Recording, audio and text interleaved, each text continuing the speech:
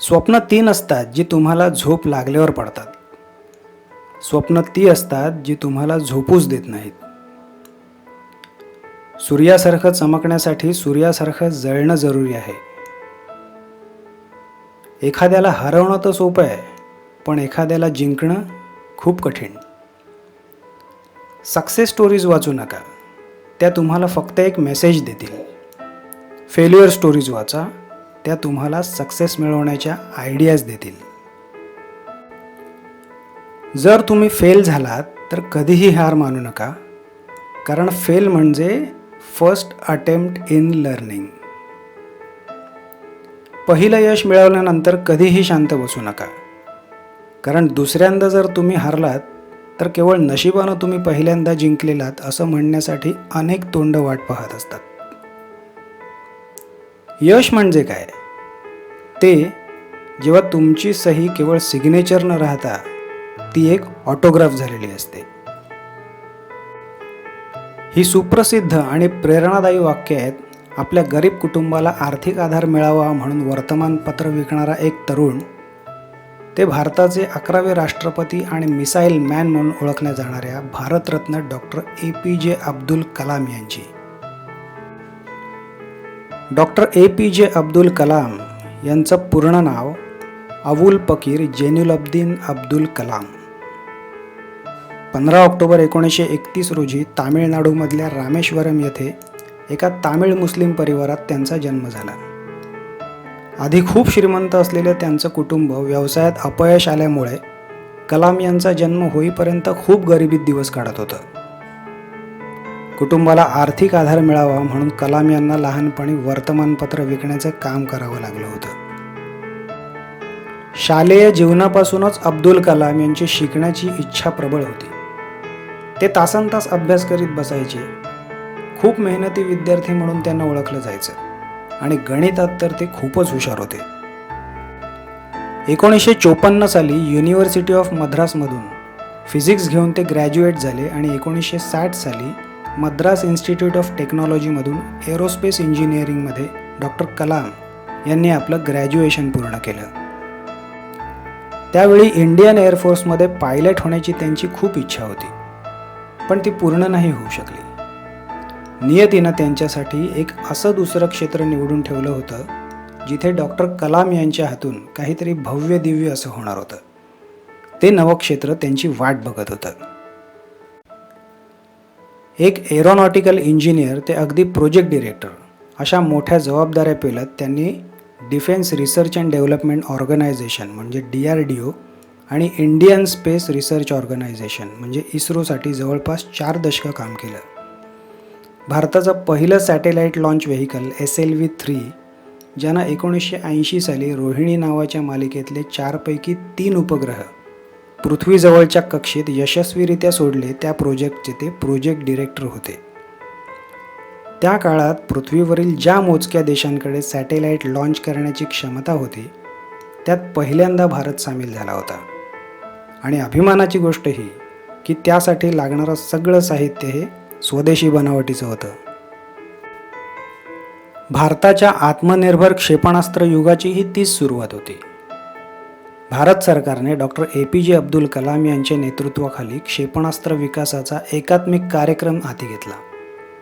त्याचं नाव होतं integrated guided missile development programme.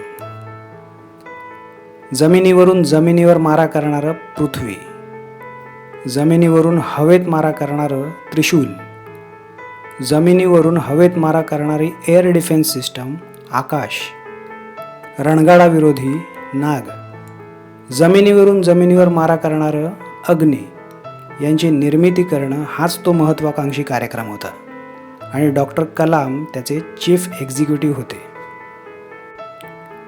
एवढंच नाही तर 1998 साली भारताने पोखरण येथे ज्या यशस्वी अणुचाचण्या केल्या, त्यातही डॉक्टर अब्दुल कलाम यांचं योगदान मोठं आहे.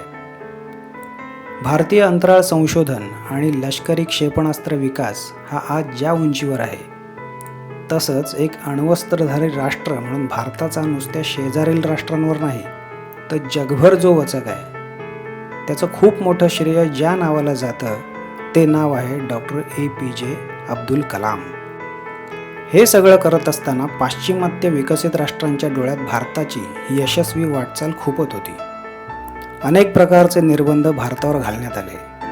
मिसाईल डेव्हलपमेंटमध्ये भारताला यश येऊ नये म्हणून त्यासाठी लागणारी सामुग्री भारताला कोणीही पुरवू नये यासाठी आंतरराष्ट्रीय स्तरावर सगळे प्रयत्न करून झाले. पण असा आंतरराष्ट्रीय दबाव आणि तांत्रिक अडचणींना टक्कर देत डॉक्टर अब्दुल कलाम यांच्या सक्षम नेतृत्वाखाली स्वदेशी साधनसामुग्रीचा वापर करून भारताने ते करून दाखवलंच. म्हणूनच त्यांना भारताचे मिसाईल मॅन म्हणून ओळखलं जातं. त्यावेळी त्यांच्या पाठीशी ठामपणे उभं होतं ते भारत सरकार. पण तरीही हे सगळं साध्य करण्यासाठी प्रेरक ठरत होता तो त्यांचा ॲटिट्यूड, आणि तो म्हणजे we can do it attitude. Doctor APJ Abdul Kalam यांचा भारत सरकारकडून 1981 साली पद्मभूषण, 1990 साली पद्मविभूषण आणि 1997 साली भारताचा सर्वोच्च नागरी पुरस्कार भारतरत्न देऊन गौरव करण्यात आला. त्यांना अनेक आंतरराष्ट्रीय पुरस्कारही मिळाले. 2002 साली डॉक्टर APJ अब्दुल कलाम यांची भारताचे 11वे राष्ट्रपती म्हणून नेमणूक झाली. 2002 ते 2007 या काळात राष्ट्रपती म्हणून त्यांनी पदभार सांभाळला. आपला शेजारी आणि स्वतःला बलाढ्य समजून दादागिरी दाखवणाऱ्या चीनला तोडीस तोड उत्तर देण्याचं आणि वेळ पडल्यास त्याच्याशी 2 हात करण्याची धमक आपल्यात जी आता आली आहे ना, त्यात कलाम साहेबांचा सिंहाचा वाटा आहे. डॉक्टर कलाम यांचे विचार देशातल्या मोठ्या राजकारण्यांना तर मार्गदर्शक होतेच, शिवाय ते देशातल्या तरुणाईचंही एक प्रेरणास्थान होते. देशातल्या शालेय विद्यार्थ्यांमध्येही ते खूप लोकप्रिय होते. वेगवेगळ्या शाळांमध्ये भेट देऊन विद्यार्थ्यांशी संवाद साधायला त्यांना खूप आवडत असे. ते विद्यार्थ्यांना सांगत ही 5 वाक्य नेहमी स्वतःशी बोलत राहा. मी सर्वात बेस्ट आहे, मी हे काम करू शकतो, चॅम्पियन होतो आणि आहे, देव नेहमी माझ्या सोबत आहे आणि आजचा दिवस माझा आहे. 27 जुलै 2015 रोजी शिलाँग येथील इंडियन इन्स्टिट्यूट ऑफ मॅनेजमेंटमध्ये लेक्चर देण्यासाठी ते गेले असताना त्यांना काहीसं अस्वस्थ वाटू लागलं. थोडी विश्रांती घेतल्यावर त्यांना थोडं बरंही वाटलं. त्यांनी लेक्चर द्यायला सुरुवात केली आणि थोड्याच वेळात ते स्टेजवरच कोसळले. कलाम यांना जवळच्या हॉस्पिटलमध्ये ॲडमिट करण्यात आलं, पण संध्याकाळी 7:45 हृदयविकाराच्या तीव्र झटक्याने त्यांचं निधन झालं. कलाम साहेब आज आपल्यात नाहीत, पण ते आपल्यासाठी, आपल्या देशासाठी जे काही करून गेलेत त्यासाठी आपल्या देशाच्या पुढच्या अनेक पिढ्या त्यांच्या ऋणी राहतील. सर्वांच्या लाडक्या असलेल्या या भारतरत्नाला अखंड भारताचा सलाम.